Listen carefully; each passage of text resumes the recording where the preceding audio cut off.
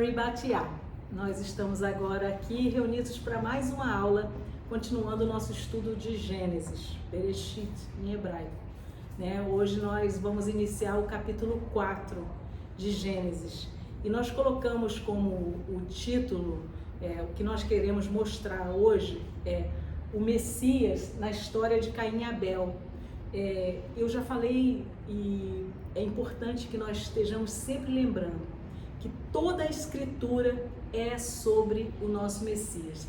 A Bíblia é sobre Yeshua, da primeira letra à última letra, ela é sobre o Yeshua.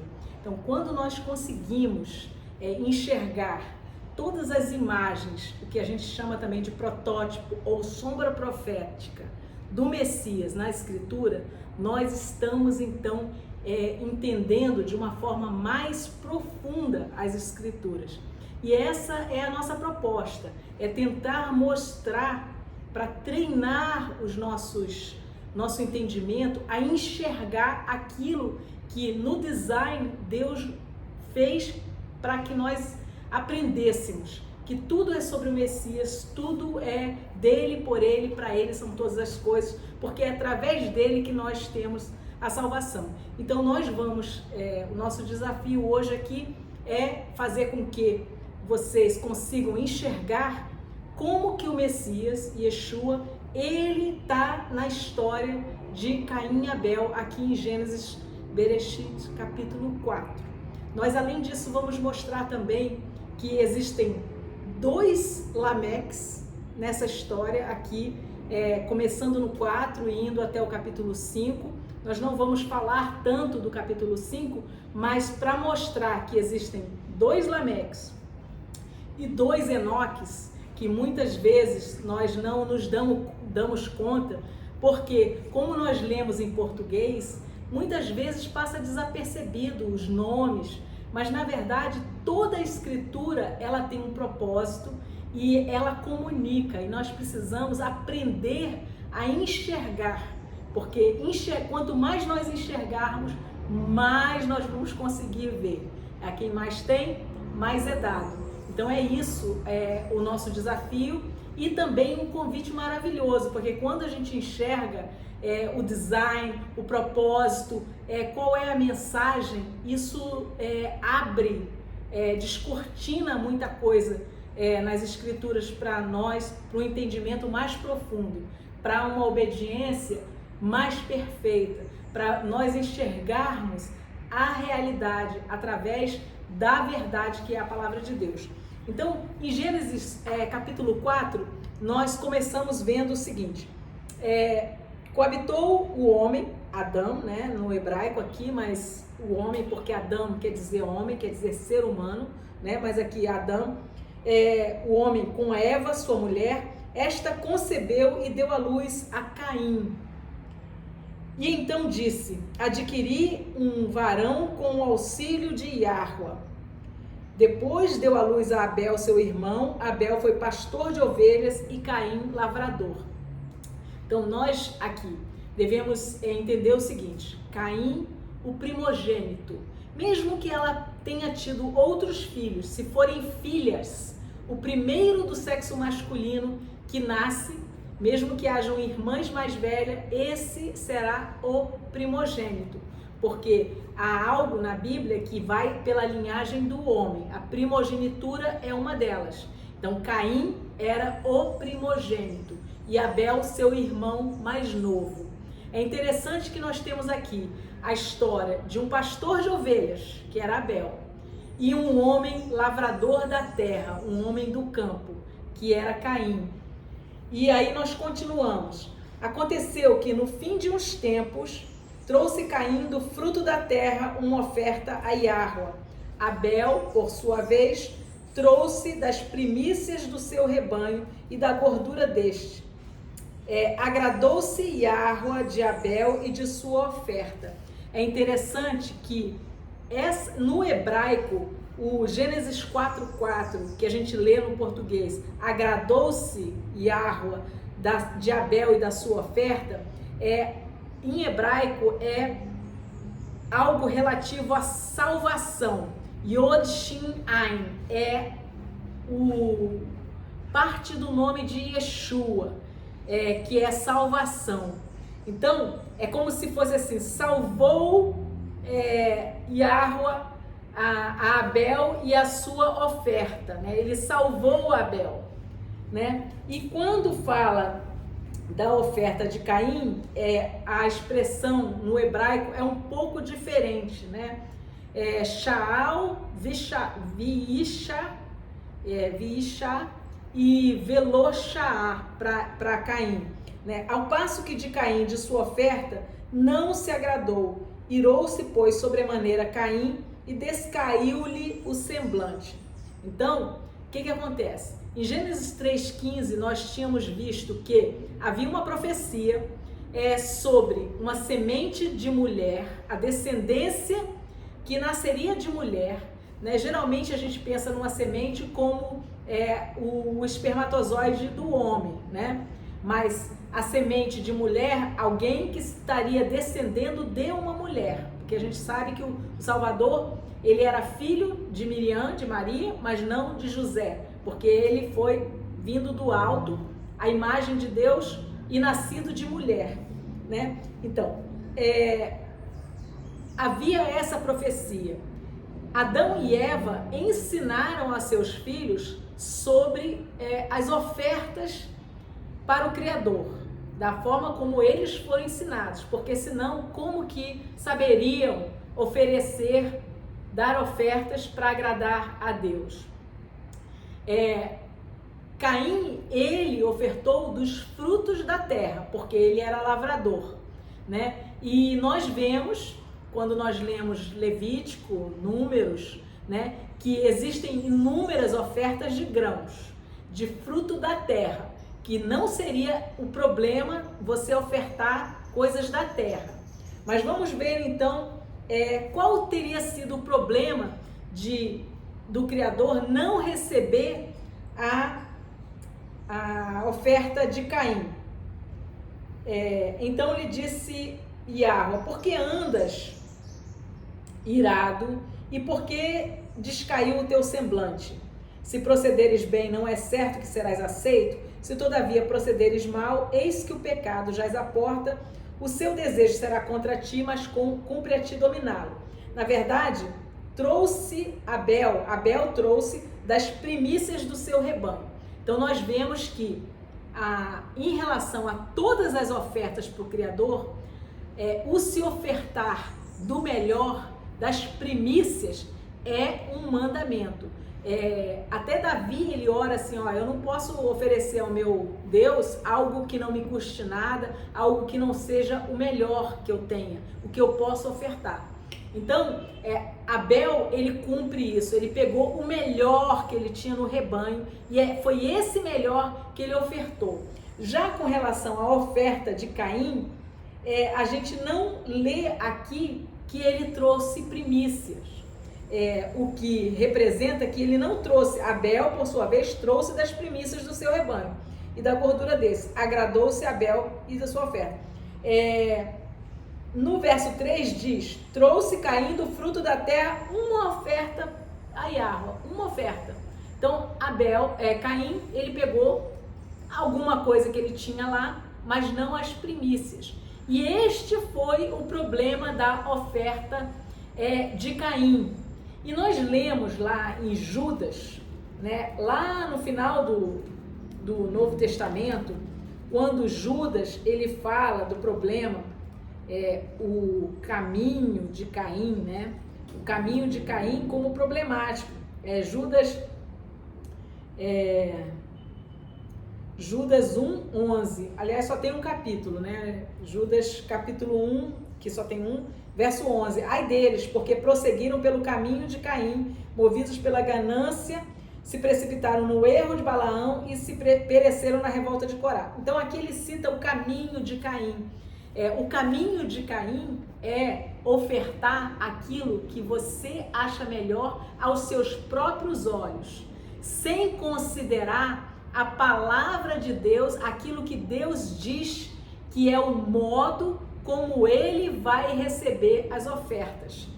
veja, eu posso ofertar o que eu achar melhor, mas o outro pode não aceitar o meu presente. E quando esse é o Criador dos céus e da terra, que disse como é que ele se agrada quando nós não cumprimos aquilo que ele já falou, que como é para agradar a ele, e nós oferecemos para agradar a nós mesmos, o Criador não recebe essa oferta. Então, a questão aqui é que ninguém, nenhum de nós, e não só nessa passagem, mas essa passagem inaugura isso na Bíblia, é que nós não conseguimos adorar a Deus do jeito que nós preferimos ou achamos melhor. Deus só é adorado, honrado, respeitado quando em acordo com a sua palavra, porque a sua palavra é quem ele é o seu caráter, é aquilo que ele quer dar a conhecer para nós, e a sua palavra é a verdade. Então, você não pode aceitar algo que é mentiroso, Deus não pode aceitar algo fora da verdade, e qualquer coisa que não seja de acordo com a palavra de Deus está fora da verdade. Então, Deus não pode aceitar falsidade, algo adulterado, algo misturado. Então, ele diz que é a primícia, tem que ser a primícia, sob pena de não ser uma oferta para Yahweh, ser uma oferta para mim mesma, para a vaidade dele, para a vaidade de Caim. Então, essa maneira de Caim, esse caminho de Caim, o que é um caminho? É algo que você anda, né? É um modo de fazer as coisas de acordo com o seu próprio entendimento. Isso não é aceito por Deus. Nós podemos lembrar de Nadab e Abiú, que ofereceram fogo estranho. O que é fogo estranho? É fazer um incensário acender fora do jeito, do modo, do tempo que o Criador diz que aceita. Por exemplo, eles podem, a Bíblia não especifica totalmente, mas possivelmente eles entraram no Santo dos Santos para oferecer o incenso, ou no santo lugar, fora daquilo que estava prescrito, e não foram aceitos. Por quê? Porque é melhor obedecer do que sacrificar. É melhor obedecer do que sacrificar. E aqui vale isso para Caim também. Então, Caim não obedeceu a prescrição de oferecer das primícias. E esse foi a questão do pecado dele, né? Então, continuando aqui, no verso 7, é a primeira vez que aparece a palavra pecado na Bíblia. Primeira vez. E quando aparece pecado na Bíblia, a gente tem já dado a possibilidade do arrependimento. Olha o que Deus diz para Caim: se procederes bem, não é certo que serás aceito? Se todavia procederes mal, o pecado jaz à porta. O seu desejo, o impulso do pecado vai ser contra ti, mas você tem poder de dominá-lo. Cumpre a ti, é teu dever dominar o teu ímpeto quando ele for pecaminoso, quando ele for em rebelião à palavra de Deus. Então não adianta sacrificar, tem que obedecer a palavra, e é isso que agrada ao nosso Criador. Então, aqui nós temos que Deus diz para Caim que ele tem uma opção, que ele tem livre-arbítrio e que ele poderia dominar, então, esse sentimento de ira e de inveja que ele teve para com o irmão dele. Verso 8: disse Caim a Abel, seu irmão: vamos ao campo. Estando eles no campo, sucedeu que se levantou Caim contra Abel, seu irmão, e o matou.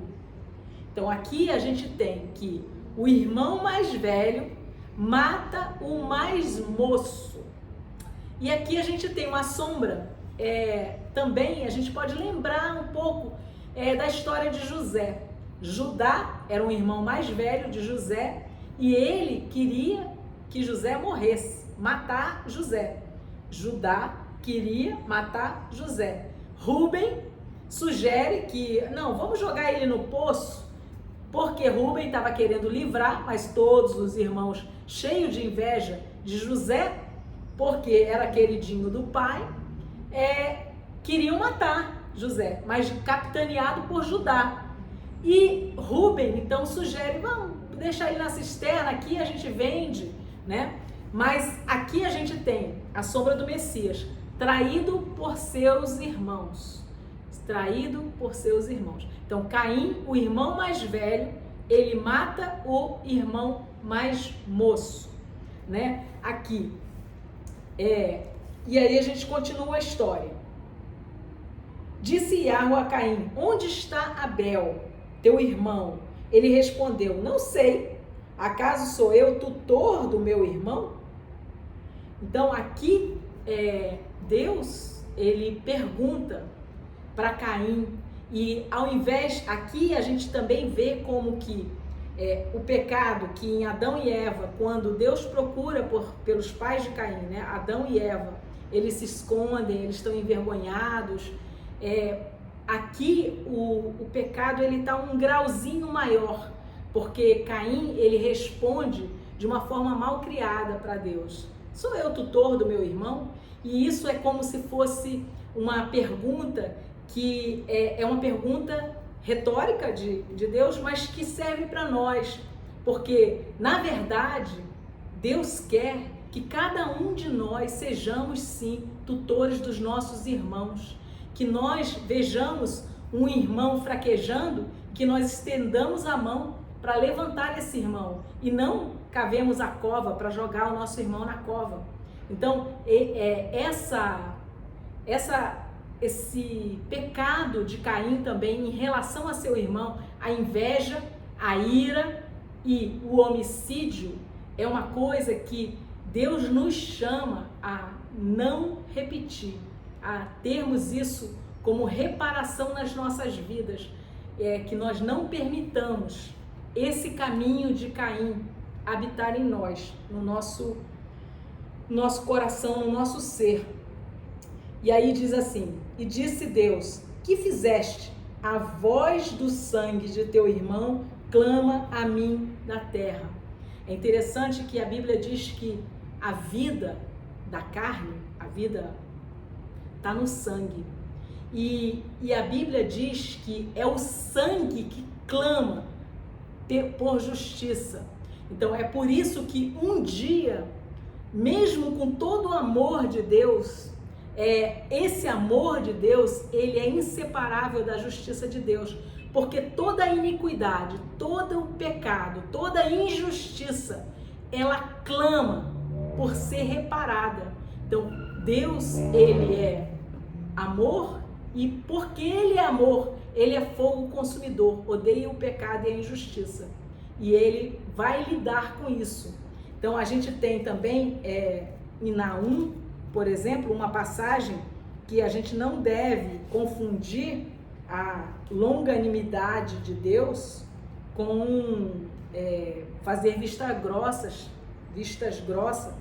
para o pecado, né? Então, aí continuando, 4:11, és agora, pois, maldito por sobre a terra, na verdade o solo, né? Adamá, que é a palavra aqui, cuja boca se abriu para receber de tuas mãos o sangue de teu irmão. Quando lavrares o solo, não te dará ele a sua força, serás fugitivo e errante pela terra. Então disse Caim a Iarro, é tamanho o meu castigo, já não posso suportá-lo. Eis que hoje me lanças da face da terra e da tua presença hei de esconder-me, serei fugitivo e errante pela terra, quem comigo se encontrar me matará. Na verdade aqui, o que acontece? A terra cada vez menos propícia, quanto mais o homem peca, mais ele macula toda a criação de Deus. Porque essa rebelião que a gente vê aqui é esse crescendo do pecado, né? Que começou com Adão e Eva e agora é um pouco maior. A gente vai ver que o pecado de Caim faz com que ele tenha como consequência ele ser alijado da presença de Deus, mais ainda, ele vai para uma espécie de exílio, uma diáspora, né? E ele diz, eu vou morrer. como assim? Eu vou morrer? Esse castigo é muito grande para mim. Né? Ele vai mais para longe. Quando Adão e Eva pecam, eles são expulsos do jardim, mas eles ficam na região do Éden. Agora, quando Caim peca, ele sai da região do Éden e vai para uma terra chamada Nod. Essa terra de Nod, esse Nod quer dizer terra de peregrinações. Então ele vai para uma diáspora nas peregrinações. Né? No verso 15, Yahweh, porém, lhe disse assim: qualquer que matar a Caim será vingado 7 vezes. E pôs Yahweh um sinal em Caim, para que não o ferisse de morte quem quer que o encontrasse. Retirou-se Caim da presença de Yahweh e habitou na terra de Nod, ao oriente do Éden. Ao oriente do Éden. E aqui a gente tem que, apesar do homicídio que Caim, do pecado grave de Caim, o Criador, ele sela Caim, ele marca Caim com o sangue do pastor de ovelhas, que era o irmão dele, Abel. Abel era um pastor de ovelhas, e é o sangue do pastor de ovelhas, com a misericórdia de Deus, que faz com que Caim seja selado. Então o sangue de Abel, pastor de ovelhas, Deus usa para selar Caim, para que ele não morra, porque ele chora, ele clama por misericórdia, embora ele nem tenha se arrependido, né? Ele não esboça nenhum arrependimento, né? Mas o Criador, ele mostra longanimidade. E é interessante que quando nós vemos as características de Deus, por exemplo, em Êxodo 34, no verso 6 e 7, nós temos as características de Deus, né? Yahweh, Yahweh, Deus compassivo, clemente, longânimo, grande em misericórdia e fidelidade, perdoa a iniquidade, a transgressão e pecado, ainda que não a inocente o pecado, o culpado, e visita a iniquidade dos pais nos filhos, e nos filhos dos filhos até a 3ª e 4ª geração. Então, a questão é a seguinte, que um pecado, um abismo chama outro abismo, e o visitar a iniquidade ou o pecado em outras gerações não é propriamente, não é uma prescrição, não é que Deus está ditando isso sobre a pessoa, é uma descrição da consequência do pecado sobre a vida humana que peca. Isso permanece pelas gerações, isso é passado, né? Isso é uma lei espiritual, é descritivo e não prescritivo. Mas então nós temos aqui isso, que tem um pecado, que é um pecado de inveja do irmão mais velho com relação ao irmão mais novo. Por quê? Porque ele não oferece de acordo com a palavra de Deus, com a prescrição da profecia de Deus, que era a palavra de Deus, melhor obedecer do que sacrificar. E o sangue desse pastor morto, ele clama da terra por justiça. E um dia toda injustiça será julgada, trazida a juízo. Nós lemos isso aqui e lemos isso também, está lá escrito em Naum 1:3, que a longanimidade de Deus, ela não representa uma injustiça, porque um dia toda injustiça será posta a juízo. E essa longanimidade é uma oportunidade que Deus dá a cada um de nós, como deu a Caim. Enquanto ele viveu no exílio, ele poderia ter se arrependido, nós não temos a história, mas poderia ter se arrependido como qualquer um de nós, quando erra e peca. Então essa longanimidade de Deus, ela é para que haja arrependimento, para que haja o retorno, techuvá, o retorno à origem, o retorno à obediência, o retorno à fonte. E aqui a gente tem então que a longanimidade de Deus e esse pastor de ovelhas que é morto injustamente pelo seu irmão mais velho é uma sombra profética do Messias, também traído pelos seus irmãos, né? E do que viria a acontecer, e cujo sangue nos protege da morte. protegeu Caim da morte aqui, numa sombra profética como um protótipo. Então, a gente deve enxergar o Messias e aqui o Messias está nessa sombra profética. E continuando a história aqui, nós lemos sobre os descendentes de Caim. E é bem interessante o que nós vamos ler agora sobre a descendência de Caim. E coabitou Caim com sua mulher, ela concebeu e deu à luz a Enoque. Caim edificou uma cidade e lhe chamou Enoque, o nome de seu filho. Então, o primeiro filho de Caim se chama Enoque, e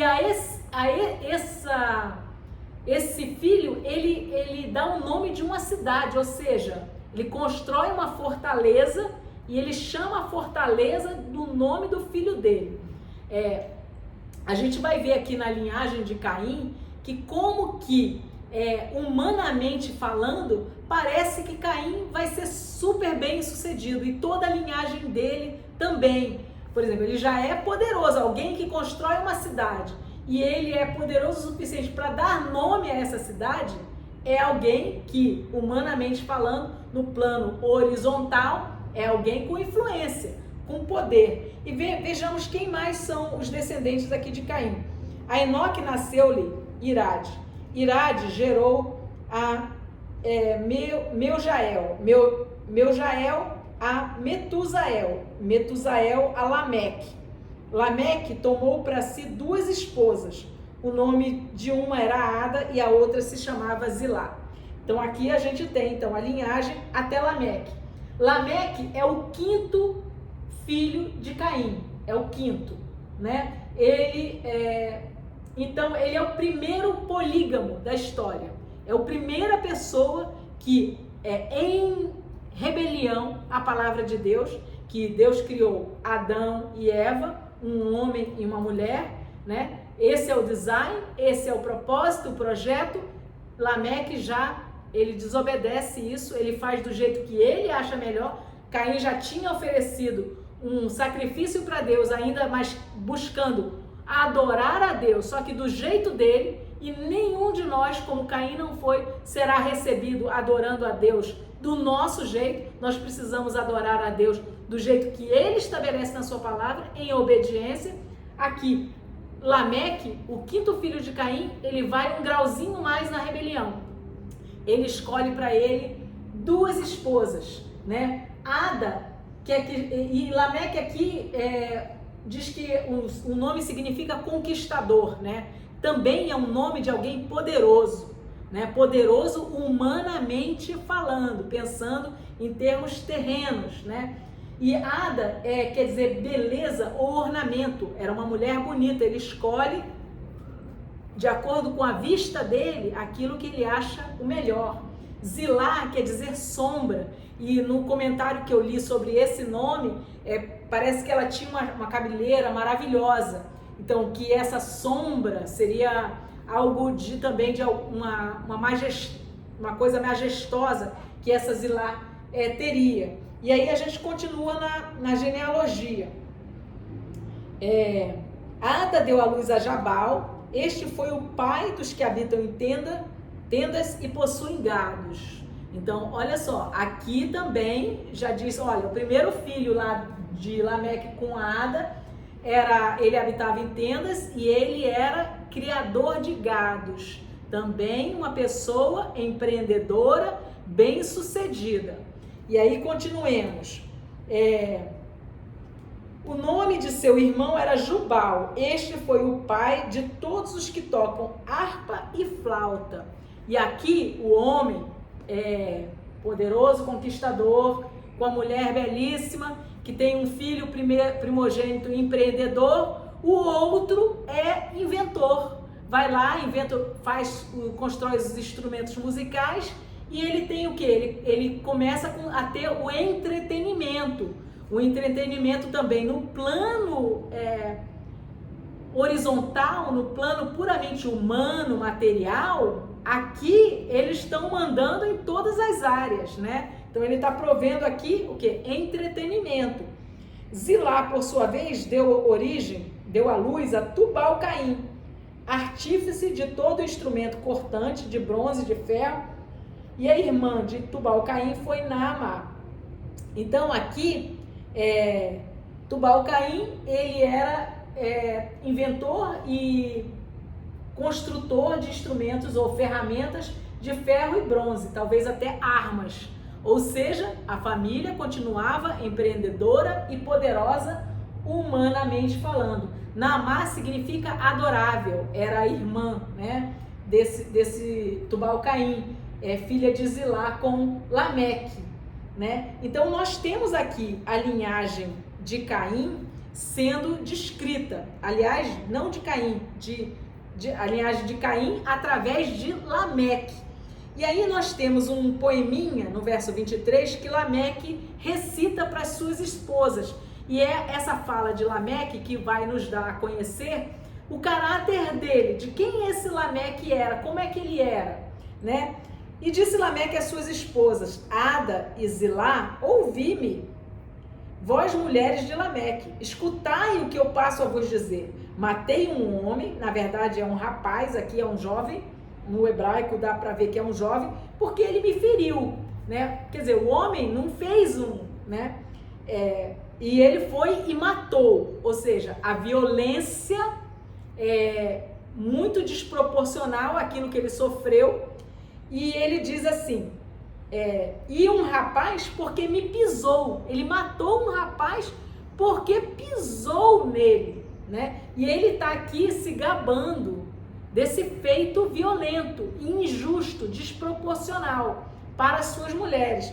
E ele continua, 7 vezes se tomará a vingança de Caim, que era aquilo que Deus marcou Caim com o sangue do pastor, para que ele não fosse morto por ninguém, né?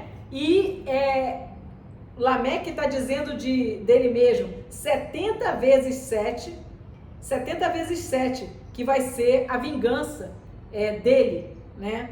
Então, 7 vezes se tomará a vingança de Caim. De Lameque, porém, 70 vezes 7. E a gente deve lembrar que essa passagem de 70 vezes 7 é uma passagem que está lá quando Pedro pergunta para Jesus quantas vezes ele deve perdoar ao irmão, né? 7 vezes, Jesus diz não, 70 vezes 7, como uma reparação disso aqui. A vingança de Lameque, 70 vezes 7, e o perdão daquele que é filho do Criador, filho de Deus, a partir de aceitar o Messias, o perdão é 70 vezes 7. E a misericórdia, a graça. Por quê? Para com os misericordiosos, misericordioso me mostra, né? E para com aquele que não é misericordioso, não vai achar misericórdia, é inflexível. Então, essa medida por medida é uma lei do Criador que ele estabelece nas suas escrituras. De certa forma, amar ao próximo como a nós mesmos, nas escrituras, é uma realidade espiritual que, quando nós fazemos ao próximo, nós estamos de fato escolhendo como nós preferimos que se faça conosco. Então, isso, de alguma forma, no mundo espiritual, isso é gravado, né? É gravado num pendrive celestial, né? Assim, só para uma imagem que é assim que nós queremos que se faça conosco, né? Então, amar ao próximo como a nós mesmos é uma questão, e ser perdoador, quando Jesus ensina a orar, ele diz, olha, perdoai como vocês são perdoados, porque quem não perdoar não vai ser perdoado. Veja, a lei espiritual, medida por medida, é uma realidade escritural. Ela Deus não é casuísta, ela vai, eu vou ver se eu vou levar a mal aqui aquele que não perdoou ou não. Não tem isso. Não perdoou, não vai ser perdoado, é uma lei espiritual. Então, nós escolhemos perdoar, é uma questão de nós estarmos escolhendo o nosso destino de ser perdoado, né? E aí a gente tem, continuando, tornou Adão a coabitar com sua mulher e ela deu à luz um filho a quem pôs o nome de Sete, porque ela disse, Deus me concedeu outro descendente em lugar de Abel, que Caim matou. A Sete nasceu-lhe também um filho, ao qual pôs o nome de Enos. Daí se começou a invocar o nome de Yahweh. Então aqui a gente tem Abel em 4:25, a gente lê que o nome... E ela deu à luz um filho, a quem pôs o nome de Sete, porque disse ela, Deus me concedeu outro descendente em lugar de Abel. Ou seja, Eva tinha Abel como alguém justo. E aqui ela reconhece em Sete também um descendente de acordo com aquilo que é da linhagem que vem de Deus, do Criador, né? Então ela começa outra linhagem. E a gente vai ter aqui... Então vai começar um paralelo entre duas linhagens. Uma que se distancia totalmente do Criador e outra que é a linhagem pia através de quem vem, Noé, que a Bíblia diz que era perfeito e justo na sua geração e que é o único que passa pelo dilúvio. A gente vai ver que Caim e seus descendentes todos perecem no dilúvio. Eles eram empreendedores, eles eram conquistadores, eles eram poderosos na terra, construtores de cidades, fizeram um nome para si na terra, mas tudo isso pereceu. E isso é uma imagem profética e um ensino para as nossas vidas, né? Não adianta construirmos castelos e reinos e tesouros e coisas grandiosas na terra. Temos que construir isso em obediência ao nosso Criador, a Deus. E a gente tem aqui, quando Jesus ensina sobre os últimos dias, em Mateus 24, que a vinda do Filho do Homem será como nos dias de Noé. Comiam, bebiam, casavam e davam-se casamento, até que o dia que veio o dilúvio. Dessa vez, a destruição não vai ser mais por água, vai ser por fogo, né? A gente tem isso em Pedro e em Apocalipse, mas como nos dias de Noé, eles estavam cuidando das suas vidas, construindo fama, reputação, entretenimento, coisas para eles mesmos, como eles preferiam. E Deus deixa cada um viver de acordo com o que prefere. Só que esse distanciamento de Deus, ele um dia vai vir. Cada um escolhe o seu destino. E quem não quer Deus vai ser alijado da presença de Deus. Agora e no porvir. Não porque Deus não quer. Deus não tem prazer na morte do ímpio. Ele gostaria que todos se arrependessem e viessem a Ele. Mas a escolha é nossa. Cada um tem o seu livre-arbítrio. E aí, em Gênesis 5, nós vamos ter a genealogia de Adão através de Sete. E nós temos Enos, Cainã, Mahalalel, Yared, Enoque. E Enoque, ele andou com Deus e Deus o tomou para si. Ele viveu 365 anos e ele foi arrebatado. Né? A gente tem um outro Enoque, talvez até porque a gente sabe que mesmo dessa geração, só Noé e seus filhos foram salvos no dilúvio por causa da iniquidade, por causa da violência, por causa da libertinagem daquela época. É possível que esse Enoque tenha até recebido o nome. Por quê? Porque seu pai admirava aquela cidade. Olha, eu quero que você seja como esse filho que Caim teve, um filho tão importante, que tem uma cidade inteira, que foi nomeada após ele. Olha como ele era uma pessoa importante. Quero que você seja importante, meu filho. Então, ele pode até ter recebido um nome em homenagem a esse filho de Caim. Nós não sabemos, isso é uma inferência, né? Uma hipótese. Mas, de qualquer maneira, ele não viveu de acordo com aquele filho de Caim. Ao contrário, ele andou com Deus.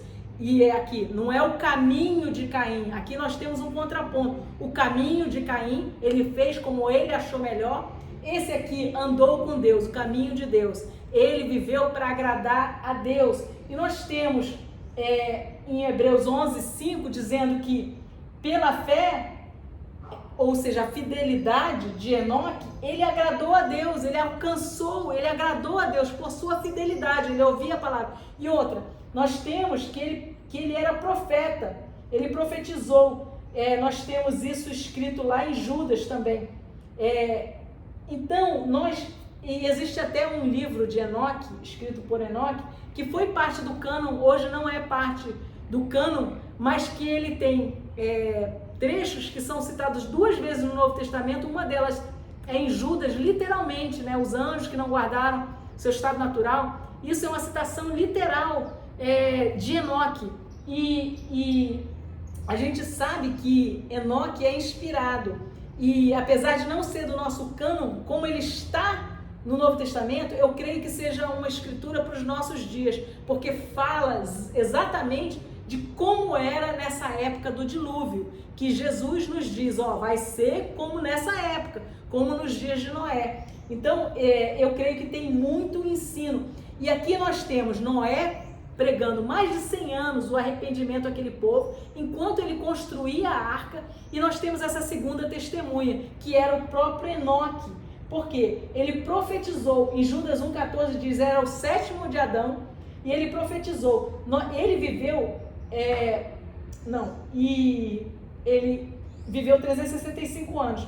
Então, é uma outra testemunha dizendo que o dilúvio viria, chamando ao arrependimento. Então, ele chamou ao arrependimento. Enoque, ele teve um filho que ele deu o nome de Metuselá. E Metuselá sua morte trará um julgamento. Então, ele não só, ele profetizou que havia um julgamento, olha, se arrependam, vai vir um juízo a essa violência, a essa iniquidade, a esse modo de viver, como vocês acham melhor, que não agrada, não é o caminho de Deus. E ele botou o nome do filho dele, disso, daquilo que ele pregava e vivia. E para que ninguém diga que Deus não é longânimo, o ser humano que está narrado na Bíblia, que mais viveu em toda a história humana da Bíblia, é Metuselá, 969 anos. Adão viveu 930 anos. Metuselá, ele viveu 969 anos. E ele morreu um pouquinho antes do dilúvio. O seu filho Lameque viveu 777 anos. E Lameque, ele está, os dois aqui, eles estão na linhagem de Lucas 3:36, que Lucas fala da linhagem do Messias, de Yeshua, que vai até Adão, passando por Lameque, né? E chegando de volta até Adão, né? Então nós temos 2 Enoques, um que foi famoso para com os homens, do jeito dele mesmo, o outro que agradou a Deus e Deus o tomou para si, que agradou a Deus, andou no caminho de Deus, não no caminho de Caim. Nós temos também 2 Lameques, né? Um que foi polígamo, que foi violento, que foi arrogante, e nós temos um outro Lameque que está na linhagem do nosso Messias, em Lucas 3:36. Então aqui nós temos, da mesma forma que nós temos já no Éden, 2 árvores, que são 2 escolhas, nós temos também 2 linhagens, que são 2 modos de viver essas escolhas. Uma escolhendo o caminho largo, a árvore do conhecimento do bem e do mal, o que você prefere chamar de bem e do mal, o que você prefere fazer. E a outra, o caminho estreito, a árvore da vida, aquele que Deus diz que gera vida, aquela vida que provém de Deus. Então são 2 linhagens.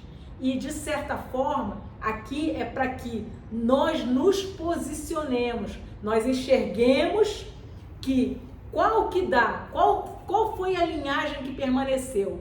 A que permaneceu foi aquela que veio através de Sete, por Noé, né? E ali houve a violência até que eles viveram também, porque só Noé e os seus filhos passaram pelo dilúvio, né?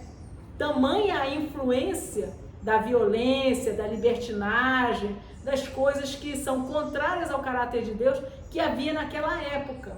E eles viviam a vida como se não existisse nada além deles mesmos, né? Ignorando o Criador, seus desígnios, seu propósito. Então, isso aqui é um ensino que nós devemos ter em mente, como desejamos viver, como queremos ser. Só um deles vai ser poupado e preservado. para uma vida com Deus, sendo filho de Deus. O outro, ele acaba ali no dilúvio, é destruído, é uma linhagem que não tem. Quem quer fazer um nome para si, não tem nome, fica sem nome. Agora, quem deseja andar com Deus, o nome é escrito no livro da vida, como o nome de Enoque, permanece até hoje. Nós sabemos de Enoque, Judas fala de Enoque, tá lá, a descendência de Enoque está na linhagem do Messias. Então, quem não pretendeu fazer por si mesmo, o Criador, ele honra. Aquele que se esvazia é honrado pelo Criador. Aquele que quer honra para si próprio, esse encontra temporariedade, coisas que são vazias de sentido. Então, hoje a nossa aula sobre o capítulo 4 era isso, né? Os dois Enoques, cada um em uma linhagem, os dois Lameques, né? Cada um em uma linhagem, dois Lameques bem diferentes, né? O Lameque da linhagem de Sete, ele foi o pai de Noé, né? Que tinha uma profecia sobre ele, e o outro foi um homem violento, arrogante, que morreu no dilúvio, né? E a gente tem a sombra do Messias na história de Caim e Abel. Então é isso. Shalom.